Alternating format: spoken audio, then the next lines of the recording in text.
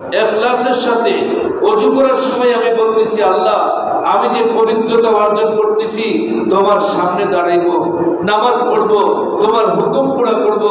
কোনদিন ওযুর আগে এরকম কথা বলছি বলেন? আমি তো বয়ান করতেছি, আমারও তো মনে থাকে। কিন্তু মেরে মুহতারাম, এইভাবে ইখলাসের সাথে যখন ওযু করবে, নামাজ পড়বে, ফরজ, ওয়াজিব, সুন্নাত, মুস্তাহাব সবকিছু ঠিকঠাক করে, 2 নাম্বার হলো আল্লাহর ভয়। 2 নাম্বার কি? আল্লাহর ভয়।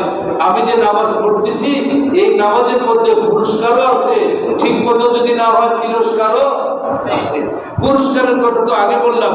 পক্ষান্তরে যে ব্যক্তি নামাজ পড়ে কাকের মতো ছুটে যায়, রুকু হয় তার সেজদা হয় না, সেজদা হয় তার রুকু হয় না। যেখানে নামাজের ওয়াজিব 14টার মধ্যে আছে, রুকু হয়ে, সোজা হয়ে, খাড়া হয়ে দেরি করা। কতক্ষণ লাগলো বলতে?